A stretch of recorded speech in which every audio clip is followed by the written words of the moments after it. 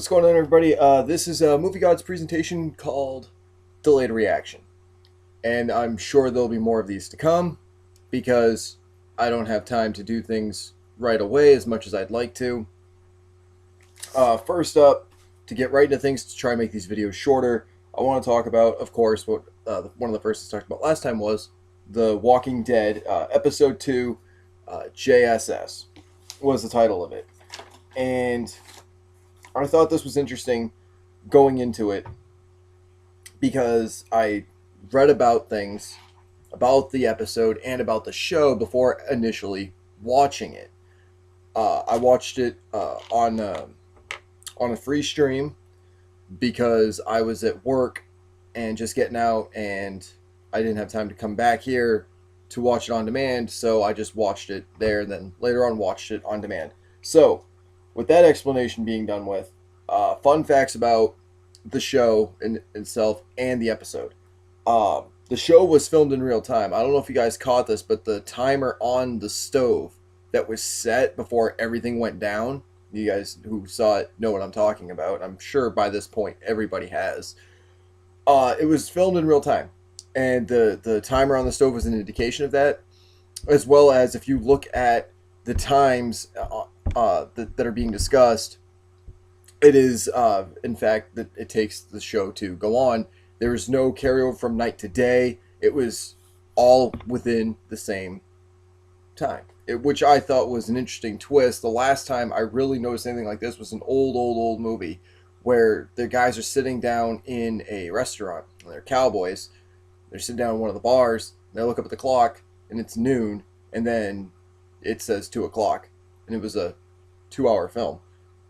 It was done in real time. So, interesting to see. I don't know if you guys picked up on that, but good to know. Andrew Lincoln, I'm sure if you guys have read, does not actually watch The Walking Dead. So, that's another little interesting fact. My initial response on the show is it escalated very quickly with no real angle as to what was happening. They were complaining about the girl smoke. Carol was complaining about the girl that smoked, said, it'll kill you. And she looks out the window and she's smoking a cigarette, and that's when everything really begins to unfold and destroy things and kill people and a whole mess of stuff. So interesting to witness things in that episode in particular, because it brought me back to one of my favorite seasons about Terminus, and I felt like I was getting that again, that I really missed from the show, and that was the Carol that I had missed. That was the John Rambo and Carol that really came out in Terminus when she went and saved all those people, and we got to see her come back. And that's the Carol that we needed to see. That's the Carol that I wanted to see.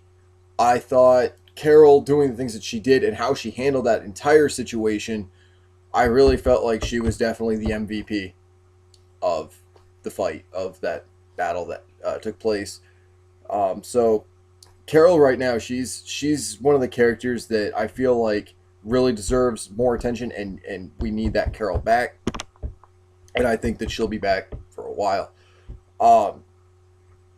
As far as Morgan goes, and I'm going to get into this a little bit right now.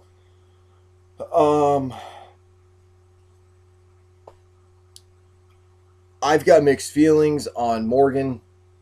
I feel like the last episode that we saw him in, where we really got to know a little bit of his backstory in the first season,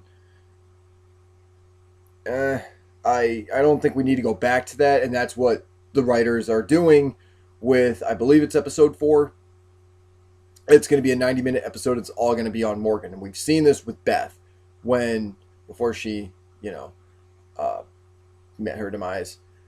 They did a backstory on her and what she had been doing inside that hospital, which I felt was necessary to a point, but we were already attached to Beth, that we didn't need that much dedication to what was going on with her.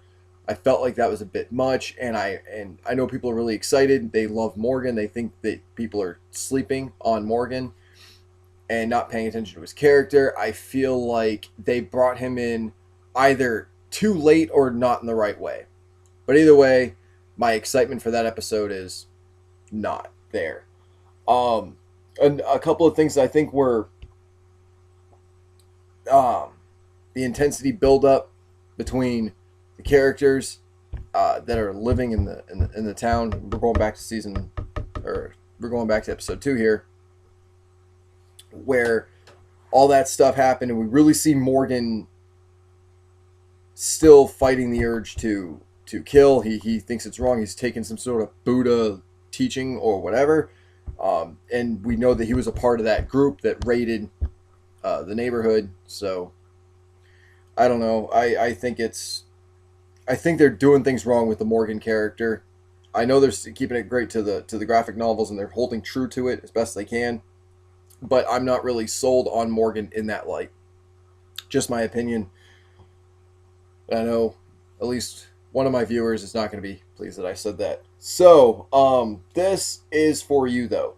My ultimate rating of episode 2 JSS is that it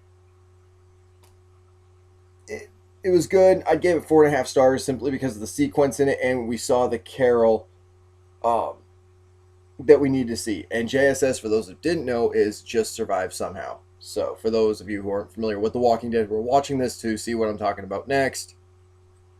That's what JSS was.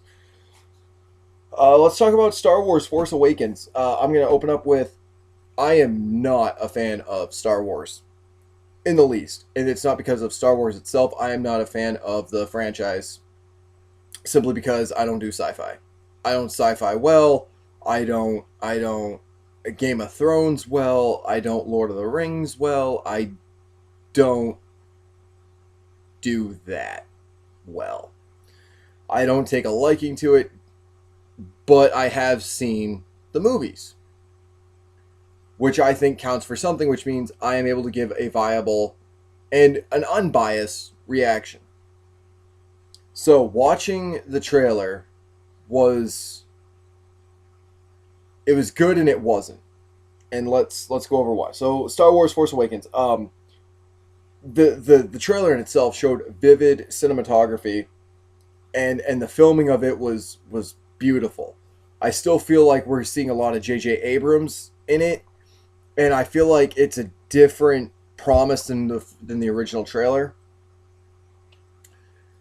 The first trailer really made me feel like I was watching something from the old Star Wars movie. Watching this new one, I'm not getting that as much, but at least we now know more about what's happening in the film, which I feel like they touched on just enough to give you an idea of what you're going to see and not how it's going to unfold, so I don't feel like the trailer in itself gave away too much.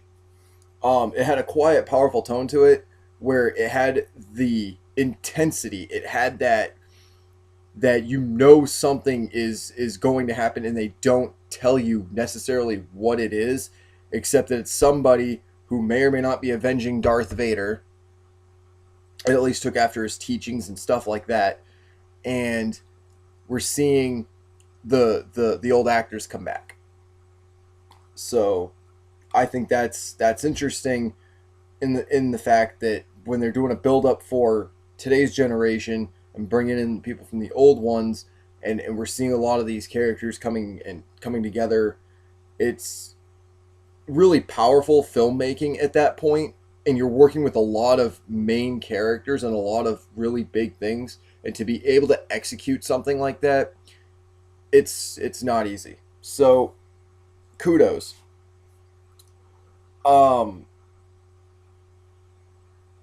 I think it's actually one of the best trailers I've seen for its video, for its presentation, for what it did. There has been movies where I have seen where I'm like, this was in the trailer, this was in the trailer, this was in the trailer. The trailer's told too much of this movie. They gave away this part of it. The one trailer that really comes to mind that really gave away too much was in fact Law Abiding Citizen. I felt that gave away way too much. And as much as it was a great film, actually one of my favorite films, and one of the screenplays that I'm actually writing, I actually kind of emulated a little bit of that movie, because I feel like Law Abiding Citizen didn't get the props that it deserved. It didn't get the respect. that it deserved. And it was one of those movies I was really, really looking forward to and was disappointed by the ending. Great movie up until the ending. I didn't like it. But I've also got a real bad thing where it's an action suspense thriller film and what's perceived as the bad guy loses. And I would have loved to have seen Gerald Butler win that. So, again, an example of a trailer that gives away too much. It was an original cast that they brought back in, and the big thing that I liked about the Star Wars trailer, going back to Star Wars, was the lightsabers were done well. I feel like that they've been modernized while kept to the original, almost to the original CGI. Almost, I get that from Star Wars. Seeing Layla and Luke together was, even to me, who's not a Star Wars fan, that got my attention, and I was like, that's a beautiful thing to see.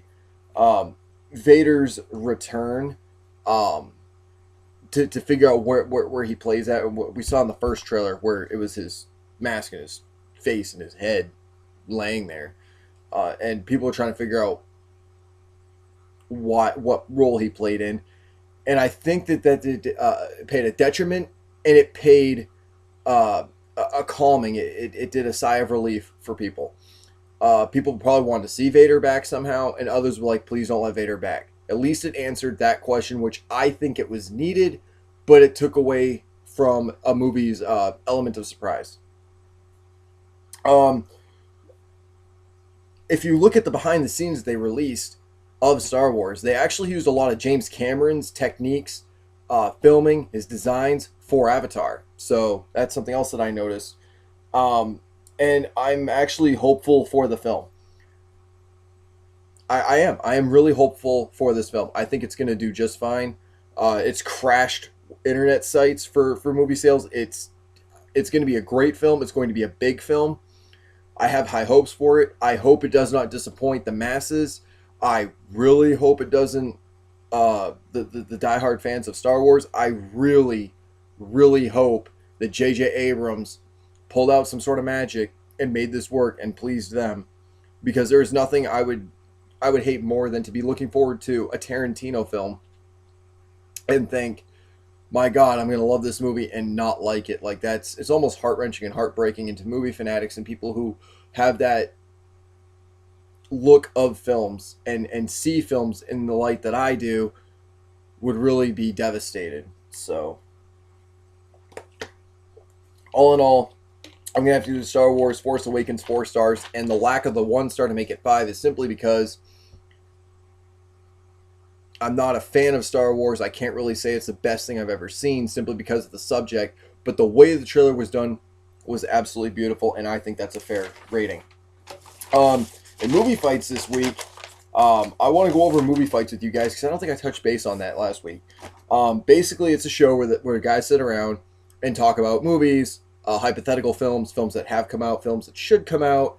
I'm just going to go over some of these real quick. I was going to go over all the rounds and do a play-by-play, but I'm not going to do that. So, it was Dan hosting the show, whom I'll tell you right now, I don't like Dan. I really don't, and I will say this right off the bat, this was probably one of the worst movie fights I have ever seen. Let's go over some of the questions that I actually didn't care for. Questions that I did like that I didn't like the answers to, that type of thing. Here's one that I didn't like the responses to, and it was Back to the Future reboot sequel. Should they do a reboot? Should they do a sequel? What should they do with Back to the Future? And they were doing this in commemoration of Back to the Future Day. The argument was Doc Brown has dementia, was one of the arguments. Second was a sequel where Doc works at an institute for future technology, and Rick and Morty crossover into Back to the Future, Back to the Future going into Rick and Morty. Something for that to happen. Those of you who don't know what Rick and Morty is, Rick and Morty, it's a show on Adult Swim. I thought that all the ideas were terrible. Let's see. Best 1985 film. We don't really need to go into that one. I'm glad Breakfast Club did not win that one, though. Round 3 was a young John McClane for the new film that's coming out for Die Hard, where it's Die Hard Year One, which I think is a dumb title. I think it's a dumb concept. fucking hate the idea. And this was actually an interesting fight because it's Quenegay Wallace, the little girl who played in the remake of Annie, won this fight. They think that she should play the young John McClane, and the argument was absolutely hysterical. So if you go to Screen Junkies and you go to movie fights, you'll see like Back to the Future Dream Idea or something to that effect. You'll find on the movie fights. Click ahead to round 3. You will not be disappointed. At least that fight was decent.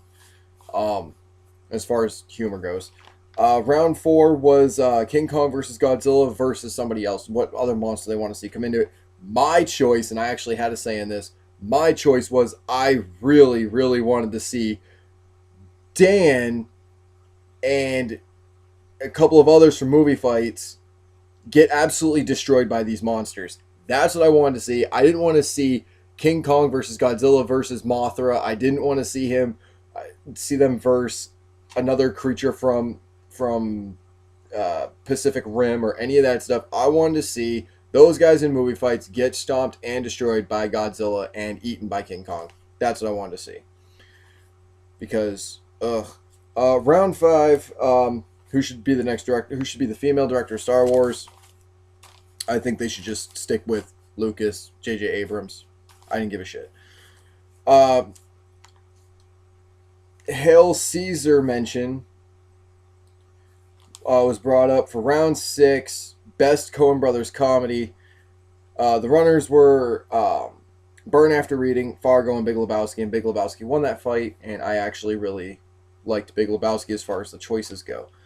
I loved all of Coen Brothers films. Love them all. I'm really surprised that instead of Fargo, they didn't choose Oh Brother Where Art Thou. That was a good one, too. Then there was a speed round. Nothing so fucking epic about that, except for Bewitched versus Step Brothers, which was the worst movie. As a matter of fact, Bewitched made it on my list of worst films ever made, and I gave this movie fight 2.5 stars because it was dull and boring, and I just did not like it. Dan, you make a very bad judge, and you made the show very, very more so I felt like I was watching something that I'd be paying attention to in school rather than being entertained, which is what I usually get from movie fights. So probably one of the worst fights I've ever seen.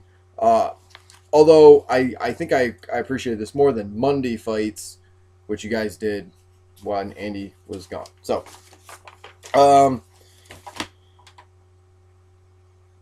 that's all that I have for right now. However, I've decided I wanted to do this, and I will be doing this for the next few weeks. I'm either going to be pitching an idea for a new film that's coming out, or I'm going to be coming up with ideas to make releases better. This week, because I'm so delayed, I'm going to combine 2 ideas into this one video, and let's see how this goes. Okay, now I've been trying to pitch this for a while to people. I've got something actually started for this. My dream film, and this is for the movie fights people out there, people who enjoy films, people who love video game adaptations. I really want to see a Twisted Metal movie. I want it to be written by the creators of The Purge and the creators of Mad Max. I want it to be written by somebody from The Purge and somebody from Mad Max. I think that would be a beautiful masterpiece as far as everything goes, combining The Purge and Mad Max and making it into a Michael Bay of actual decency. See, I feel like Michael Bay, if you put Michael Bay out there as one of the executive producers and had a rope on him just enough to like pull him a little bit and say, it's going too far, he would really put this on the map as a great film. And as long as you don't put him in charge of the cinematography, I think he'll do okay. Have him in charge of some of the writing and some of the pyro and the special effects. Do that. Give Michael Bay that and let him do his Frankenstein thing with it and create it into this monster and let him take off. Give him in charge of like one main character and just let him focus on that one character. Michael Bay has talent, but he's not utilizing it. I think Michael Bay should really focus on Sweet Tooth. That's who I think Michael Bay's character should be. He should really build Sweet Tooth and not CGI him completely. Maybe do a little bit of Avatar kind of gig with him, a little bit. But as far as cast goes, I would definitely leave that up to the writers of Mad Max and The Purge and let them come together and say, how do we make this film a work of art? And I don't want the Twisted Metal where they're flying out the blimp or where they're in this UFO. I want a gritty, raw iron, Twisted Metal film, and I'm talking Twisted Metal Black. It was the most down to earth, no pun intended, Twisted Metal game that we had seen. And I think that if you took that as a as like the main foundation to set this on and to build, I think it'd be a great film. To run into a couple of ideas about Twisted Metal. Blumhouse should also be an executive producer because Jason Blum has such an idea with that. And as far as like side drivers, I got a sequence that I'd really, really like to see. I want it to be like several races that are going on instead of just one big race. I want it to be a couple of them. And I want one of the scenes to be like a cameo of Eli Roth rolling up into one of the vehicles with like guns on the front. I want to see Arnold Schwarzenegger pulling up inside of like a big giant ass fucking monster of a truck and him rolling down the window, the window already being open. He looks out to the side driver going, I'm back. And just as he says that, a fucking missile comes flying out of nowhere and blows up his truck, and then the race begins from there. That I would love to see. I would pay $10 for a movie ticket just to see that scene alone. I think it'd be great. So the Calypso idea that I had. Calypso was the guy who was granting all the wishes, right? I think Calypso should be somebody from the Illuminati. I think that would be cool to tie that in there, at least even subliminally. Like every time, like wherever it is he's walking, wherever he's going to, we see like the Illuminati, all-seeing eye, or we see something that would associate with the Illuminati. I think that having Calypso being part of that would definitely make it relevant to today. It would make it less supernatural and more, I'd say, just more relevant and more today and less supernatural. That's what I think they should do with Calypso. And that would, I think, give him a more realistic role and enough mystery to where he doesn't need a backstory. So that takes care of fucking 20 pages of writing right there. So, there. My idea for that one film. Next week I will be talking about Jeepers Creepers, the Origins film that I want to see. My dream Jeepers Creepers film that I want to see. My idea is actually for you, Eli Roth, if you ever watch this. Green Inferno short film deluxe edition. I think you should release your Green Inferno, since it was out for, at least out here in Michigan, it was out for a week. I say that again, a week in theaters. I know it didn't do the best in theaters, but I really felt like some of your fans either really liked it or really didn't, and your diehard fans definitely liked it because they got what you were doing. It had your fingerprints all over it. It had everything that you've taken from your old movies and threw them into this one, and you took your same chemistry and built this empire of a film for horror fans, a love letter to horror fans. So I'd really, really, really like to see you do a box set with a short film and or a graphic novel to explain the ending instead of having to do a sequel for this film that we're going to have to wait even longer for. I think that to be able to focus on your other projects that you've come up with, the Cabin Fever remake, this Mega Jaws film where it's going to be above and beyond Jaws and still paying homage to it rather than robbing it. And these other ideas that you have, I think that you should, instead of doing a Green Inferno 2, I don't see that to being necessary, but I feel like to answer some questions, I think a graphic novel similar to what The Punisher had with Thomas Jane, where it was a prequel and what led up to the movie, I think you should do something like that for the aftermath of Green Inferno. I think you should add in Knock Knock with the deluxe edition as well. And I want artwork from both films. Quotes from the film. I want this to be like almost like the 20th edition of the Tarantino box set. I want that kind of artwork, that kind of detail. I want the texture of like feeling like this thing was dug up in the rainforest. That's what I want the box set to look like. And I want it to have a T-shirt with it. Actually, I would Rambo, when that came out, they released Rambo T-shirts, and I think that you should throw in a T-shirt, which they actually took the DVD and they wrapped it in the back as they would anything, as they would wrap the DVD. The plastic was just over the T-shirt as well.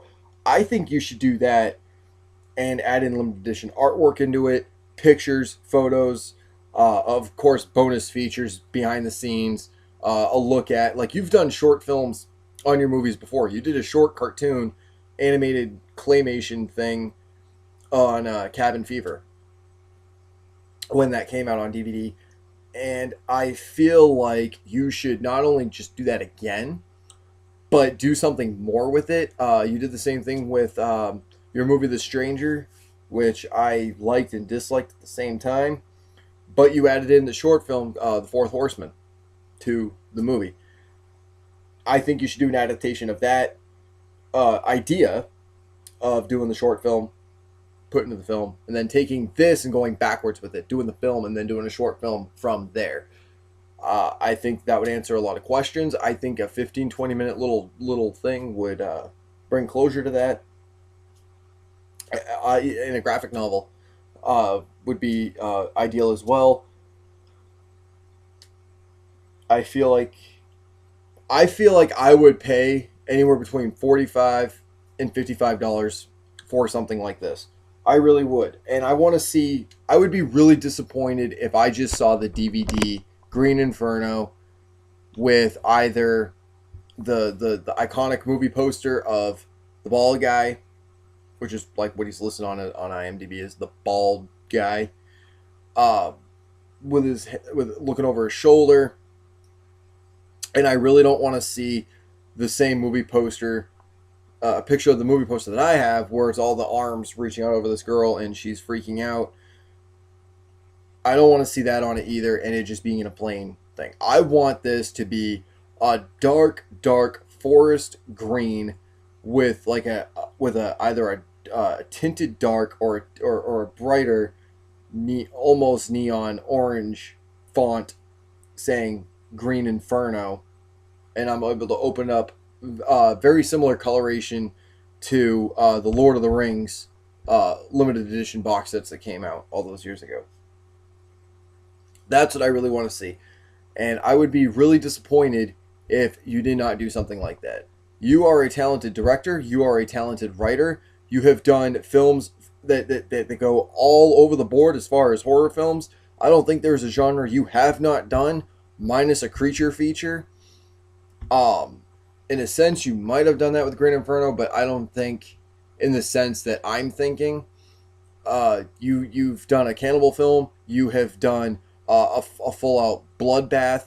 You have done suspense horror. You have done a disaster film and incorporated horror with it, which I have never seen done ever, and that was Aftershock, which is still probably one movie that I really, really hold to high standards because no one else has done it, nor anybody could have done it, and will not do it close to what you have done.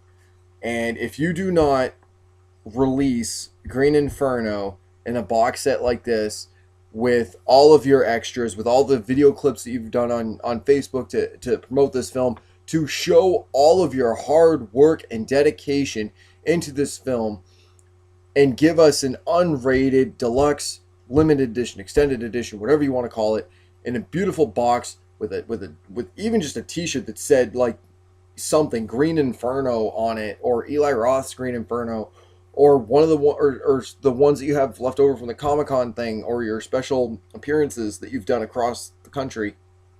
Anything. I feel like you can make decent money by at least your diehard fans, because let's face it, you do not question the business in movie making.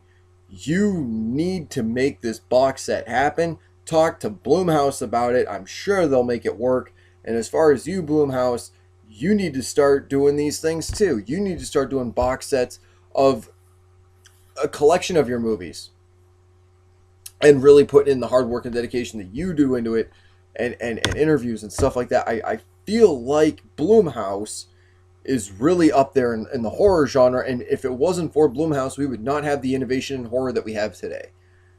And if it's not for for the new father, who I feel like is next runner up, and I'm gonna get shit for this, but I feel like who is next up to take Wes Craven's vacant throne, I feel like Eli Roth could and would do it. Do I feel like he will? He's Eli Roth. He might not just yet. But I think it's interesting that after Wes Craven's unfortunate passing at 54 years old, that Eli Roth has stepped up and announced his projects for next year, announced his ideas randomly, and these ideas being confirmed by several sources. Eli Roth, if you are listening to this at any given point and you do not make this Green Inferno box set happen for me, I would be probably one of the most disappointed people, because you have so much potential. You need to show that potential. You really need to push your product out there. I don't feel like you have enough backing behind yourself to do these things. You're a wonderful filmmaker, and I almost feel like you don't have either the confidence or something, but you have not done a box set like this that I am describing, as far as I know of, ever. You've done your limited, your unrated extended editions and your 2-disc editions of Hostel, and one of your interviews, which actually is not on one of the ones. If you go into the $3.74 bin into your local Walmart, you will not find in those DVDs the radio interview that he actually did, which really explained Green Inferno, in fact. So yeah, check out Green Inferno if you guys have not. Find a way to get it on demand. If you have not seen Knock Knock, put it on demand. You guys have seen me do the Knock Knock review. Check out these movies, guys. Do not sleep on Eli Roth. This man is a genius in the horror realm and in other realms as well. He's one of the most interesting human beings. He, for those of you who do not know Eli Roth but have seen Inglourious Bastards, he was the Bear Jew in Inglourious Bastards. Do not sleep on his movies. If you have seen Hostel, if you are a fan of Tarantino, check out his Hostel movies. If you like a bloodbath and beyond kind of flick, check out Cabin Fever. If you're wanting a disaster film and with a horror twist to it of something you have never seen before, check out Aftershock. If you want to see it, this man has done it in some way, shape, or form, and people do not appreciate it. He does his films better than anyone else could. And a lot of his ideas are actually based off of what I've guessed, 2 basic things: his hatred, his pet peeves, etc., so on and so forth. I'm going to group that. And then it's based off of things that have happened to him, things that he's experienced, or a story that somebody has told him that he takes and does his own thing with. Cabin Fever was written because of a rash that he got when working in a barn. So check out Eli Roth's stuff. Please check out Screen Junkies. Let me know what you think about some of their fights. And I'd love a discussion on how they can make their show better, how we can get Dan off of his high horse, and these other people who think that they call him Dan the Man and he's really nothing special. And I hold everything against him ever since the one fight where he could not defend The Departed successfully against Inception. I felt like that was a very terrible fight. I feel like Dan was unable to stand with Scorsese against Nolan, and I feel like if it wasn't for Scorsese, we would not appreciate Nolan. So that's my dislike for Dan, and it gets progressively worse as Dan makes these terrible defenses.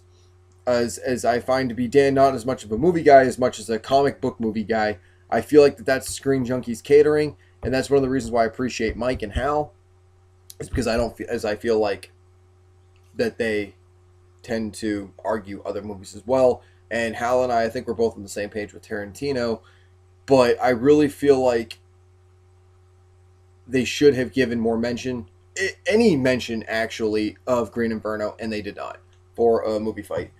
They decided that they were going to discuss these other films, these other worst films.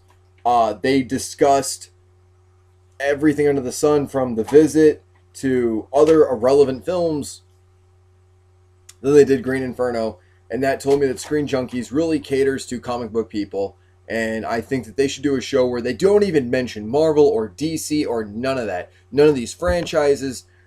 They really cater to these to the cliche, stereotypical Comic-Con moviegoer. So those are my thoughts on that. I tried keeping this short. It's a little shorter than last week's, but guys, I'll be doing another video either later this week or next week, and I hope that you guys appreciated this. Until next time.